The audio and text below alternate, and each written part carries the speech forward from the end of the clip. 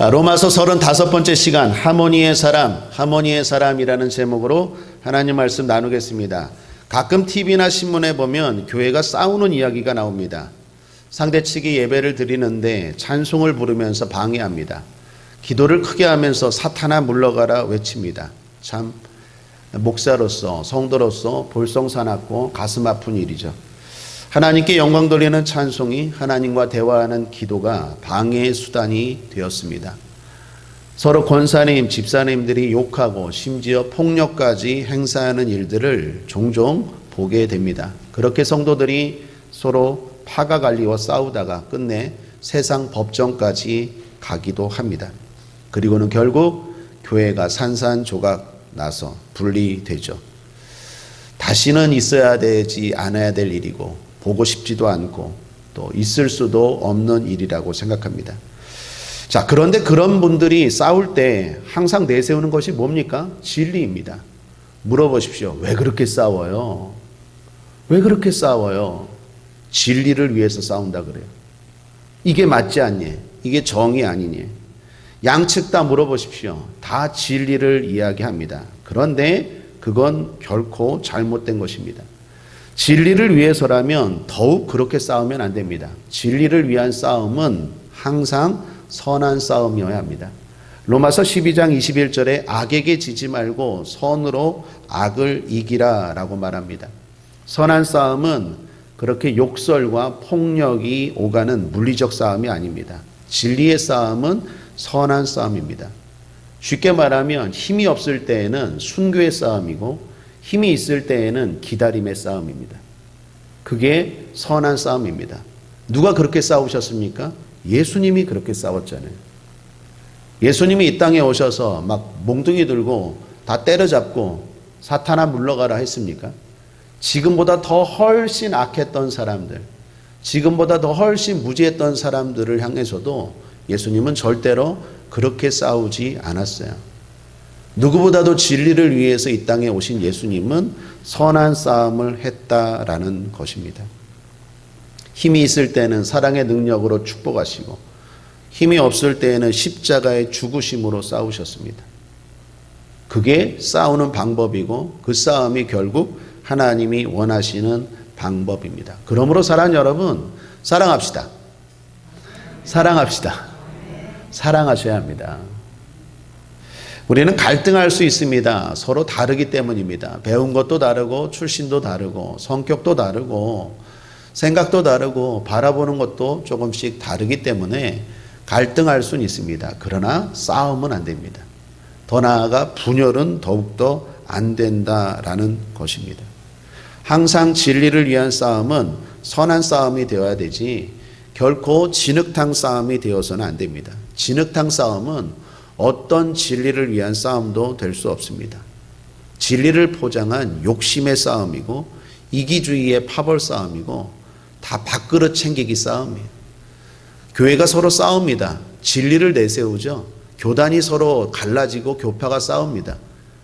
저도 목사님, 최성교 목사님 모시고 교단이나 교파들 많이 봤는데 다 진리를 위해 싸운다고 하지만 그 이면에는 다 자기 밥그릇 챙기려고 싸워요. 그러니까 그건 추한 싸움입니다. 절대로 어떤 상황에서도 폭력은 안 된다라는 것입니다. 싸움은 안 됩니다. 우리는 분열이 아니라 하모니의 사람, 하모니를 추구해야 된다라는 것입니다. 로마서는 종종 계속 이야기했지만 크게 두 부분으로 나눈다고 했습니다. 1장부터 11장까지는 어떻게 사람이 구원을 받는지 구원받는 방법에 대해서 알고 싶다면 로마서 1장부터 11장을 읽으십시오.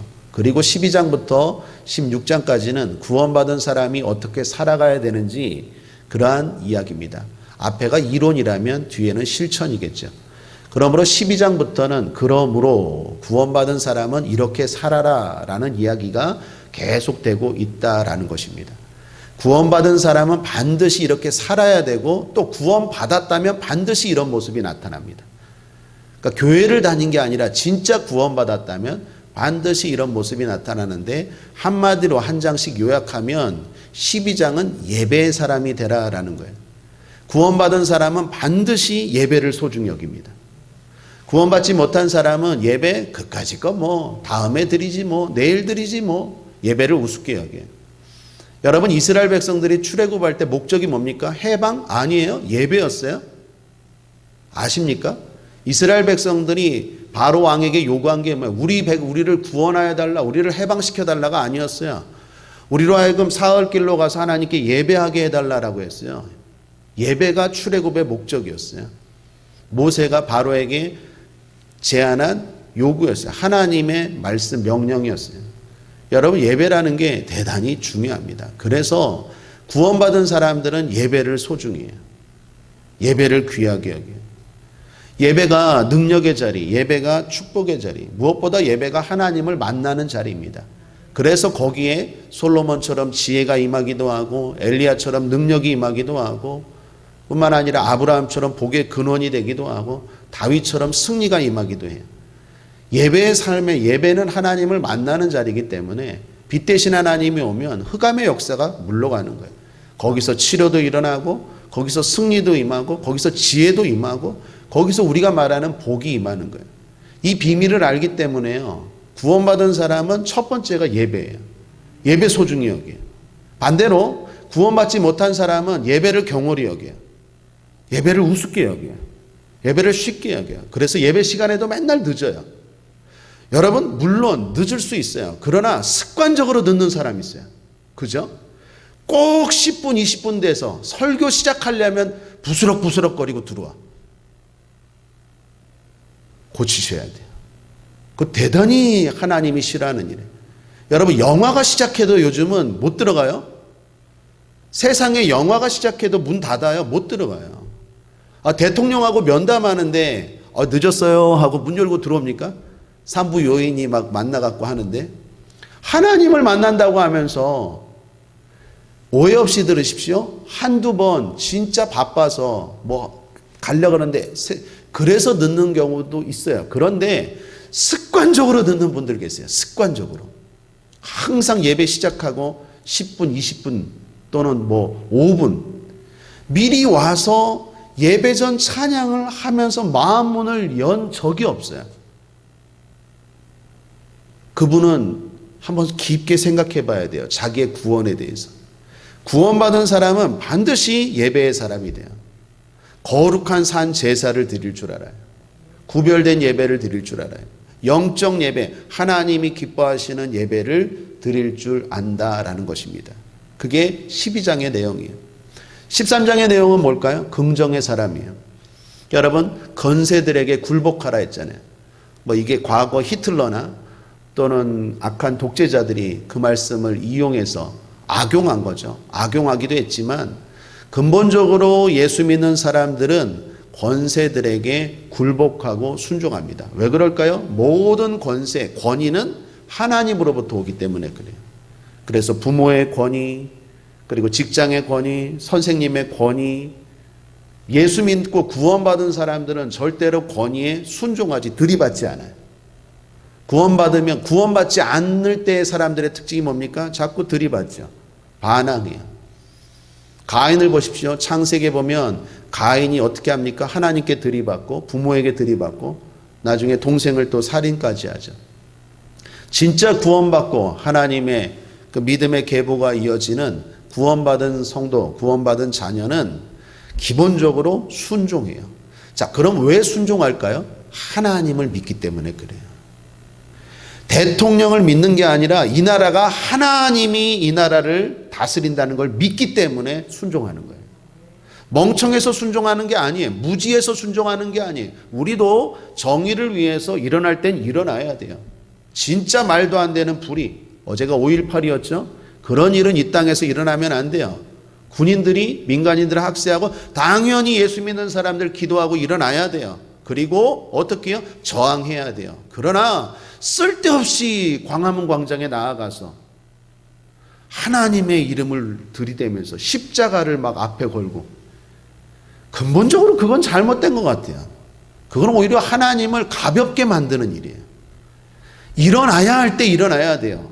일제시대 때 또는 군부 독재 이런 것들은 일어나야 돼요. 그러나 민주적으로 얼마든지 해결할 수 있는 방법이 있는데 일어나고 자기의 그러한 울분, 분노, 자기의 욕심을 관찰하기 위해서 주님을 이용해요. 그건 제가 볼 땐 바람직하지 않아요. 성경은 권세들에게 굴복하래요. 왜요? 바보라서가 아니라 하나님이 모든 권세의 주인이세요. 그래서 다니엘이 어떻게 합니까? 이방 나라 가서 굴복하잖아요. 하나님이 싫어하는 일에 대해서는 굴복하지 않죠. 우상에게 절하라 이런 건 굴복하지 않지만 나머지는 다 굴복하잖아요. 그래서 어떻게 해요? 그 나라 왕들을 바꾸잖아요. 하나님이 역사하셔서 거기에 복음이 들어가게 하잖아요. 다니엘이 그 권세 권위에 굴복하지 않았다면 어떻게 높은 자리까지 올라갑니까? 그러므로 예수 믿는 사람들은 세상 속에서 쓸데없이 데모하고 쓸데없이 노조 만들고 쓸데없이 저항하면 안 돼요. 굴복해야 돼요. 성실해야 돼요. 오늘 새벽 기도 때 요셉 보십시오. 가는 곳에서마다 성실하잖아요. 왜 성실합니까? 바보여서? 아니요. 하나님을 믿기 때문에 그래요. 하나님이 역사의 주관자세요. 하나님이 이 나라의 통치자세요. 믿습니까? 그러기 때문에 하나님을 믿고 그리고 우리는 기도하고 순종하고 선한 싸움을 싸워나가는 거예요. 그런 사람들은 어떻습니까? 긍정의 시각이에요. 세상을 긍정적으로 바라봐요. 이 나라가 썩었어. 썩기는요 하나님이 다스리시는데. 우리 가정이 썩었어. 썩기는요 우리 가정의 주님이 주인이신데. 교회가 왜 썩어요? 주님이 주인이신데.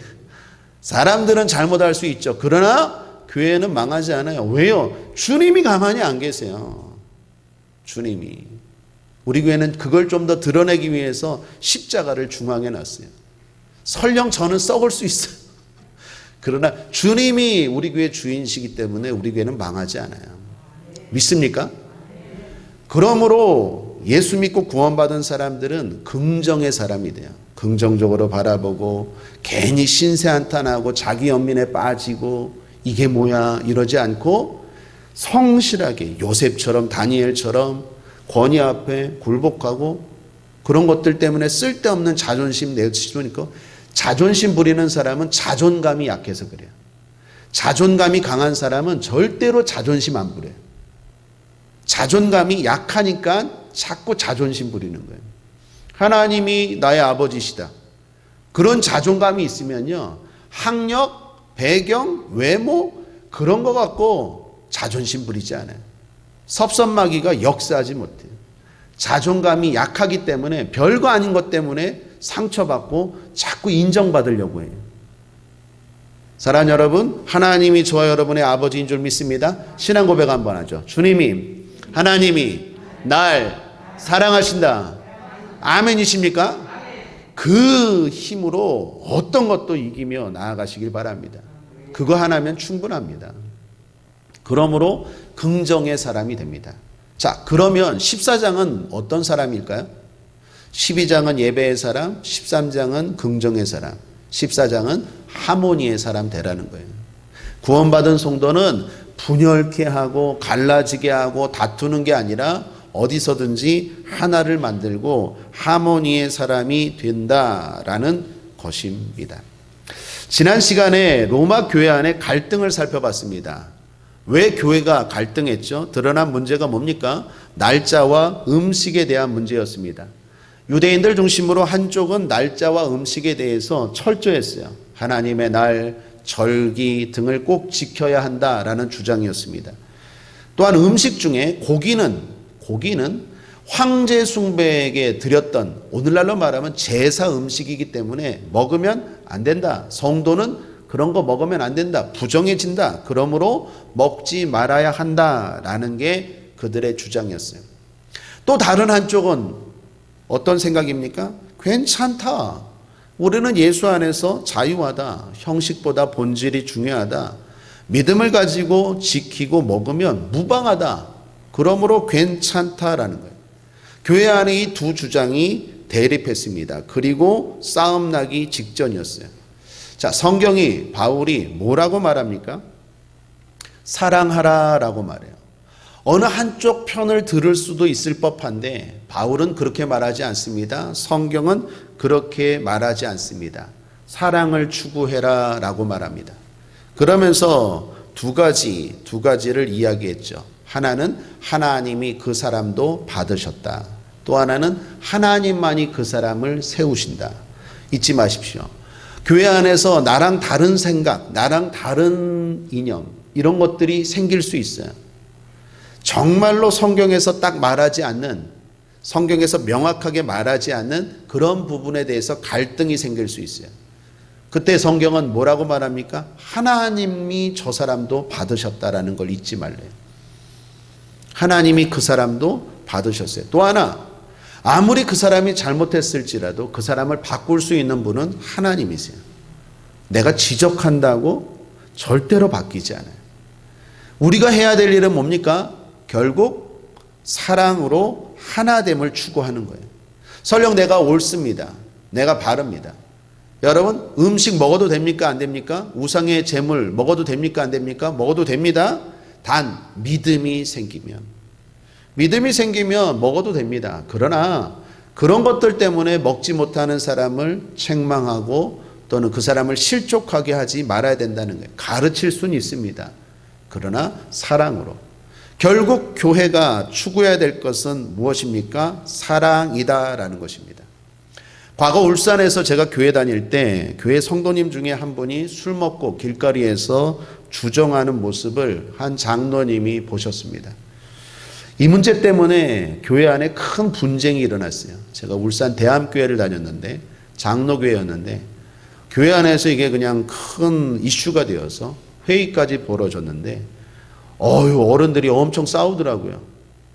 나는 그렇게 얌전한 분들이 그렇게 또 싸우는 건 처음 봤어요. 그 술 취한 성도를 교회를 나오게 해야 되냐 안 해야 되냐, 장로님은 그런 사람은 나오면 안 된다고, 어떻게 예배 드리는데 술 품이고 주정하게 그런 사람을 들어오게 하냐고, 목사님은 들어와도 된다, 뭐 이렇게 해갖고 교회가 두 파가 갈라져서 엄청나게 싸우고 혼란에 빠진 적이 있습니다. 지금 생각해보면 대단히 지혜롭지 못하고 하나님이 기뻐하지 않는 일입니다. 여러분, 술을 먹는 것, 안 먹는 것보다 더 중요한 게 사랑입니다. 물론 신앙생활 잘하려면 술 먹지 않는 것이 좋습니다. 그러나 분명한 것은 술 먹는 사람도 구원받아야 돼요. 술 먹는 사람도 교회 나와야 돼요. 술 먹는 사람은 구원받지 못한다? 어디 성경에 있습니까?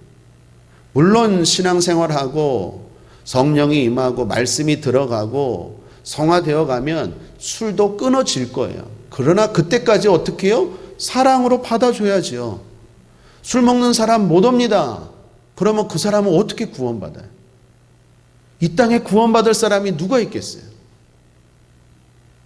그러므로 사랑하는 여러분, 사랑해야 됩니다. 사랑이 사람을 바꾸고 사랑이 세상을 바꿉니다. 과거 나폴레옹 황제가 유럽을 점령하고 점령지마다 부대를 주둔시켰습니다. 그리고 곳곳에 감시 초소를 세웠답니다. 하루는 한밤중에 나폴레옹이 순시를 했습니다. 어느 초소를 갔더니 한 사병이 총을 세워놓고 졸고 있는 것이었습니다. 나폴레옹이 순간적으로 화가 났어요. 이거 지키랬더니 졸고 있네.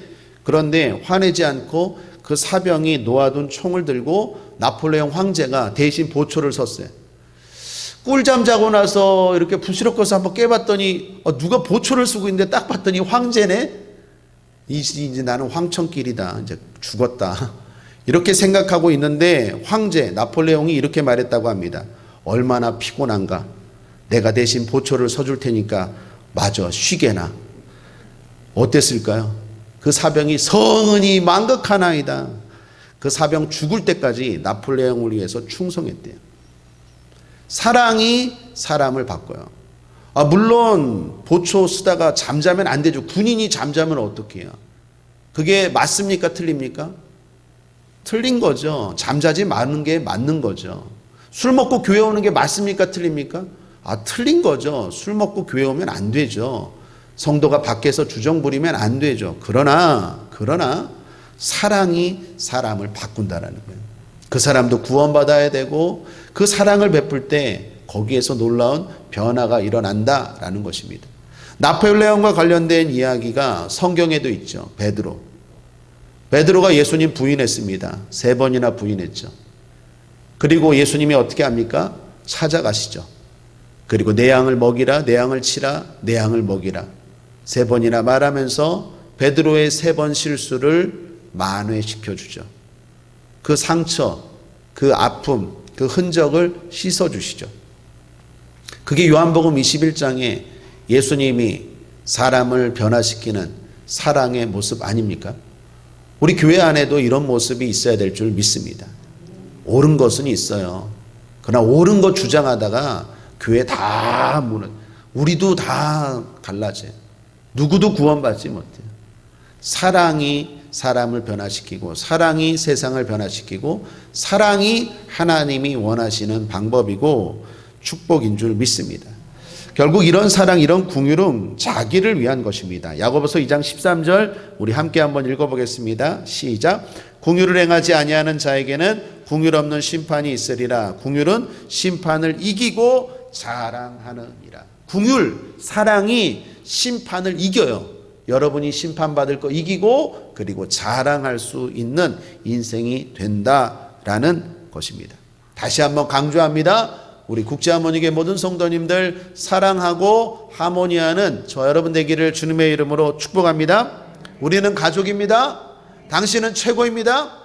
이 캐치프레이즈 꼭 잊지 말기를, 우리 교회의 영원한 캐치프레이즈입니다. 잊지 말기를 주님의 이름으로 다시 한번 부탁드립니다. 자, 그런 이야기에서 오늘 본문입니다. 사랑의 마음 위에 중요한 원칙을 하나 바울이 이야기하고 있습니다. 그것은 자기 마음에 확정한 대로 행하라 라는 것입니다. 5절입니다. 함께 읽죠. 시작. 혹은 이 날을 전날보다 낮게 여기고 혹은 모든 날을 같게 여기나니 각각 자기 마음에 확정할지니라. 자, 상대방에 대해서는 사랑이에요. 상대방에 대해서는 한량없는 은혜와 사랑을 베풀어야 돼요. 그러나 자신 스스로에 대해서는 어떻게 해야 될까요? 어떤 문제를 만났을 때 어떻게 행동해야 될까요? 그것은 각각 자기 마음에 확정한 대로 하라라는 것입니다. 이 말은 소신대로 신앙의 양심에 따라 결정하라라는 거예요. 자기 신앙 양심과 성경 지식에 비추어서 확신이 서는 대로 행동하라라는 것입니다. 이게 중요한 원칙입니다. 자, 어떤 분이 이렇게 생각합니다. 예수님이 모든 것을 자유케 하셨다. 예수님이 모든 것을 자유케 하셨다. 그러므로 난 자유하다. 그러면서 성경을 들이댑니다. 골로새서 2장 14, 17절에 보면 우리를 거스리고 우리를 대적하는 의문에 쓴 증서를 도말하시고 제하여 버리사 십자가에 못 박으시고 정사와 권세를 벗어버려 밝히 드러내시고 십자가로 승리하셨느니라. 그러므로 먹고 마시는 것과 절기나 월삭이나 안식일을 인하여 누구든지 너희를 편론, 책망, 폄하하지 못하게 하라. 이것들은 장래일의 그림자이나 몸은 그리스도의 것이니라. 나는 이제 과거에 묶여 살지 않는다. 자유하다. 또 갈라디아서 5장 1절에서 4절 말씀을 이야기합니다. 그리스도께서 우리로 자유케 하려고 자유를 주셨나니 그러므로 굳세게 서서 다시는 종의 멍에를 매지 말라. 보라, 나 바울은 너에게 말하노니 너희가 만일 할례를 받으면 그리스도께서 너에게 아무 유익이 없으리라. 내가 할례를 받는 각 사람에게 다시 증거하노니 그는 율법 전체를 행할 의무를 가진 자라. 율법 안에서 의롭다함을 얻으려 하는 너희는 그리스도에게서 끊어지고 은혜에서 떨어진 자로다. 특별히 갈라디아 교회 안에 그런 사람들이 있었거든요. 할례 받아야 된다고, 예수 믿는 것으로 부족하다고, 할례 받아야 된다고. 그것이 마치 구원받는 조건으로 생각했어요. 그것에 대해서 바울이 말한 거예요. 자, 이런 말씀들 들이대면서 어떤 분이 말합니다. 나는 먹는 거에 대해서, 지키는 거에 대해서 자유하다. 틀립니까? 맞습니까? 맞습니다. 자기 마음에 확정한 대로, 자기가 알고 있는 성경 지식대로 그렇게 살면 됩니다. 맞습니다. 그런데 어떤 분이 실제로 있었습니다. 제가 아는 어떤 분은 금요일은 특별히 구별돼서 지내요. 금요일. 왜 그러세요? 그랬더니 예수님이 금요일 날 돌아가셨잖아요. 그래서 그분에게는요, 불타는 금요일이 아니라 거룩한 금요일이. 평상시 때는 막 즐겁게 지내다가 금요일 되면요, 말수도 줄어들어요. 주님이 죽으신 날인데. 그래갖고 그분은 금요일 되면요, 성경도 읽고 꼭 금요철에 드리고, 그리고 자기를 좀 더 돌아보고 그런데요. 자, 그건 틀린 겁니까? 맞습니까? 맞아요. 자기 마음에 확정한 대로 하면 돼요. 그거 나쁜 겁니까? 아니요. 자기가 예수님을 생각하고 예수님 돌아가신 날이 금요일이니까 나는 금요일은 특별히 좀 더 거룩하고 구별되게 보내야겠다라고 하는 게 뭐가 나빠요? 지금 바울이 말하는 거예요. 성경이 말하는 거예요. 자기 마음에 확정한 대로 행할지니라 라고 말합니다. 그런데 이 두 사람이 서로 그 날을, 금요일을 지키는 사람이 그 지키지 않는 사람 보고 당신은 왜 지키지 않냐고 그러면서 갈등하면 안 된다는 거예요. 또는 안 지키는 사람이 뭐 그렇게 거기에 매여 사냐고, 아직도 어리석은 신앙이라고 그렇게 판단해서도 안 된다는 거예요. 비판하고 판단하면서 서로 싸우지 말라라는 것입니다. 성경에 명확하게 나와 있지 않는 것에 대해서는, 자기 구원과 관련되지 않은 것에 대해서는 어떻게 해요? 자기 마음에 확정한 대로 하면 된다라는 것입니다. 자, 음식도 마찬가지입니다. 제가 아는 어떤 성도님은 선짓국 안 먹어요. 순대 안 먹어요. 그 맛있는 순대를. 순대 생각나네. 오늘 순대 먹을까? 순대를 안 먹어요. 왜 안 먹습니까? 하니까 목사님, 피는 생명이잖아요. 율법에서, 레위기에서 말하기 전부터 하나님이 태초에 피는 생명이라고 했는데 어떻게 피를 먹어요? 그러면서 그분은 선짓국, 순대 안 먹어요. 자, 그게 틀린 겁니까? 맞는 겁니까? 괜찮아요. 자기 마음에 피는 생명이니까 안 먹어야 되겠다, 그거 뭐라 그럴 거 아니에요. 그렇게 지내면 돼요. 그런데 제가 아는 또 어떤 장로님은요, 노루피 먹어요. 노루피. 내가 봤어요. 노루 잡아갖고 꿀꺽꿀꺽 먹는데 양심의 가책이 하나도 없어. 그러면서 힘이 솟는 것 같대. 막 노루피 같은 거, 사슴피 이런 거 막 먹더라고요. 그 비싸다고 그러면서 보양식으로. 그런 분들도 계세요. 예를 들어 이 두 분이 서로 싸우면 될까 안 될까요? 안 됩니다. 아니 어떻게 피를 먹습니까? 장로님이 돼서 피는 생명인데. 비난하면 안 돼요. 또 반대로 아직도 그런 거에 매여 살아. 장로님이 성도님한테 그거 아무거나 먹어도 돼. 하나님이 주신 감사함으로 먹으면 버릴 것이 없으니까 먹어도 돼. 그러면서 서로 그거 갖고 막 실갱이하고 싸우면 안 된다라는 거예요. 그런 것들 때문에 불필요하게 싸우면 안 된다라는 거예요. 과거요, 중세 교회 가운데 그런 일이 있어요. 그런 기록이. 바늘 위에 천사가 몇 명이나 올라갈 수 있을까? 여러분 한번 생각해 보세요. 바늘이 있어요. 그 위에 천사가 몇 명이나 올라갈 수 있을까요? 모르겠죠? 몰라요. 그냥 대충 생각하면 돼요. 근데 이거 갖고 100년 넘게 교회가 싸운 적이 있대요. 이게 말이 돼요? 그러니까 이런 거 갖고 쓸데없이 싸우지 말라는 거예요. 사랑하라라는 거예요. 자기 마음에 확정한 대로 하라라는 것입니다. 아멘이십니까? 자, 그런데 조금 껄끄러운 분들도 계실 것 같아요.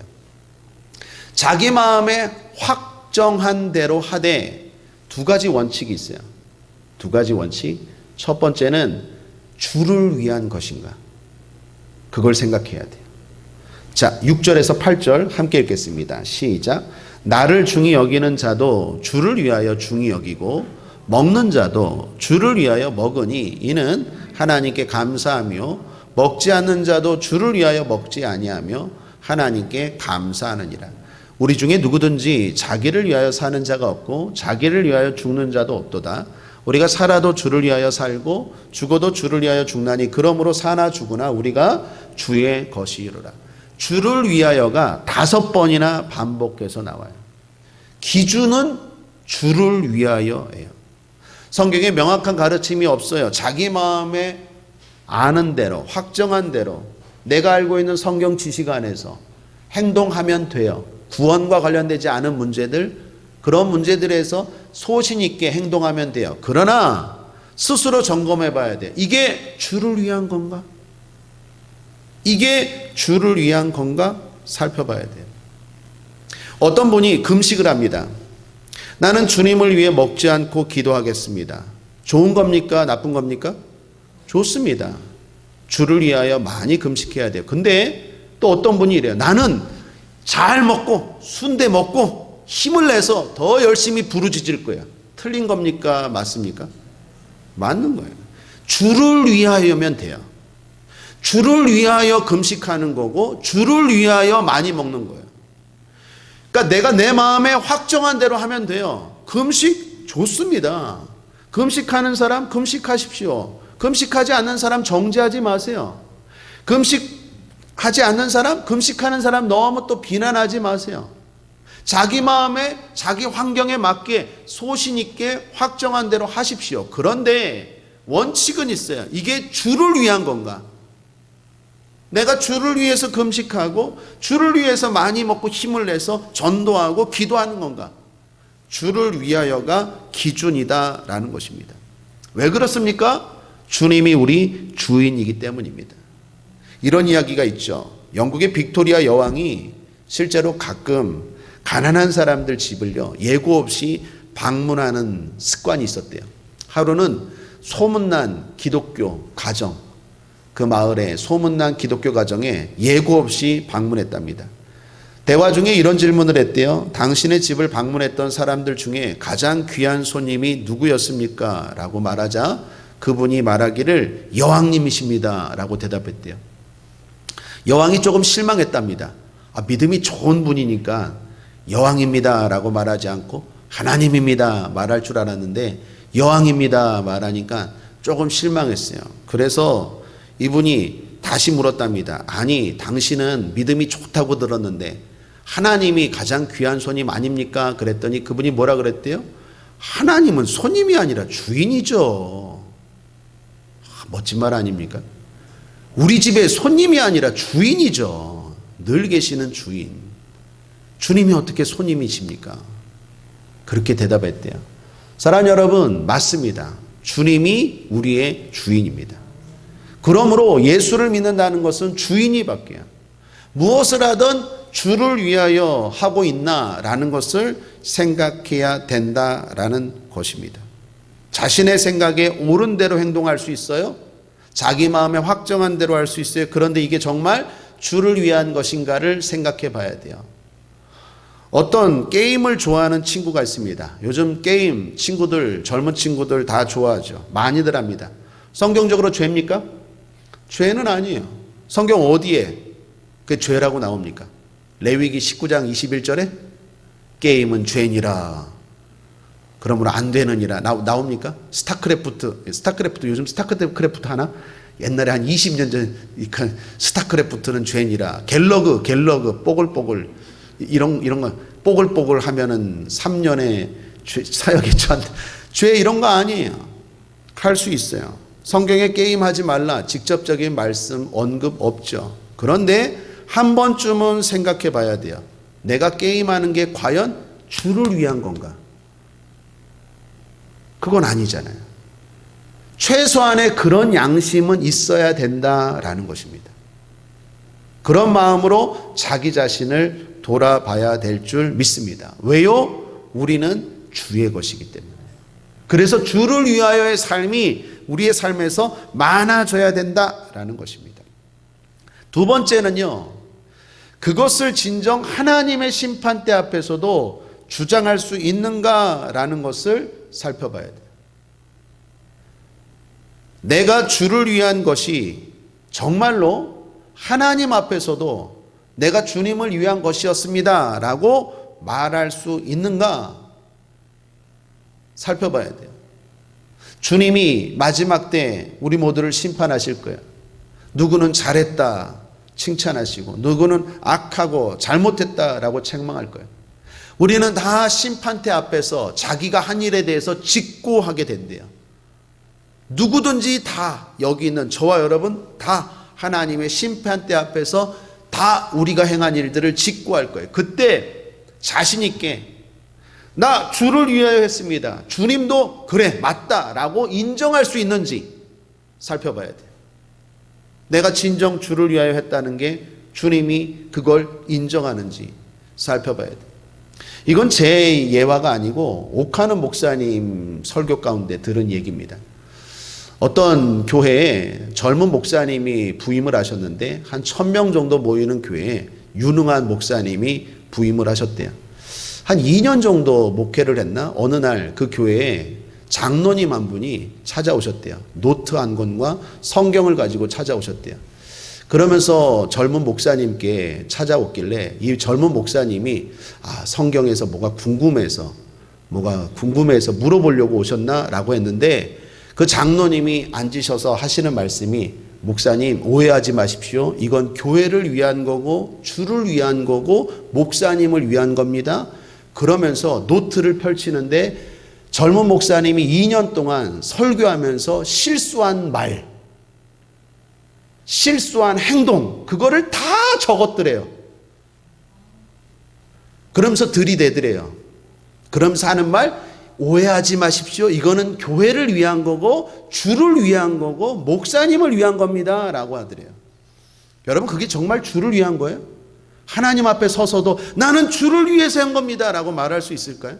그런다고 정말로 교회가 주님이 기뻐하실까요? 아니죠. 여러분 양심에 내가 진짜 이렇게 하는 게 하나님 앞에서도 나는 떳떳하게 주를 위해서 했습니다 라고 말할 수 있어야 된다라는 것입니다.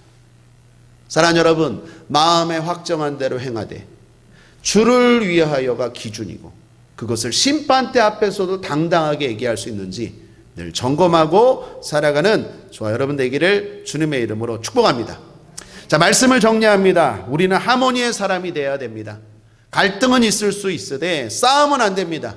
분열은 안 됩니다. 그것은 진리도 아니고 선도 아닙니다. 그것은 육적으로 볼 때는 자기 욕심이요 영적으로 볼 때는 마귀에게 지는 일입니다. 우리는 어떤 상황에서도 선으로 악을 이겨야 됩니다. 그래서 상대방에 대해서는 항상 사랑이어야 됩니다. 그리고 자기 자신에 대해서는 자기 마음에 확정한 대로 행하되 이게 과연 주를 위한 행동인지, 그리고 주님 앞에 심판대 앞에 섰어도 당당하게 얘기할 수 있는 것인지를 늘 살펴보고 어떤 일에 대해서 행동을 결정하고 지혜롭게 살아가는 저와 여러분 되기를 주님의 이름으로 축원합니다. 사랑합시다. 기도하겠습니다. 하나님 아버지 감사합니다. 아버지 하나님, 교회 안에 여러 가지 문제들이 생길 때 지혜롭게 판단하고 하나님이 기뻐 받으시는 행동을 하여 하나님 앞에 칭찬받고 인정받는 우리의 신앙생활 될 수 있도록 은혜 베풀어 주옵소서. 어떤 상황에서도 분열은 하나님이 원하지 않는 일입니다. 비난하고 판단하고 싸우는 교회 되지 않게 하시고 하나님이 기뻐 받으시는 하모니의 교회, 하나 되는 우리 교회 되게 하여 주옵소서. 악하고 더러운 것들 예수 이름으로 명하노니 떠나갈지어다. 흑암의 소돔의 세력 물러갈지어다. 아울러 기도합니다. 우리 성도들의 가정도 하나 되게 하여 주옵소서. 5월 가정의 달입니다. 하모니하게 하여 주옵소서. 부모 자녀 간에 하모니하게 하시고 부부 간에 하모니하게 하시고 형제 간에 하나 되게 하여 주시옵소서. 분열케 하는 원수와 단막이 떠나갈지어다. 물러갈지어다. 감사드리며 예수님의 이름으로 축복하고 기도했습니다. 아멘.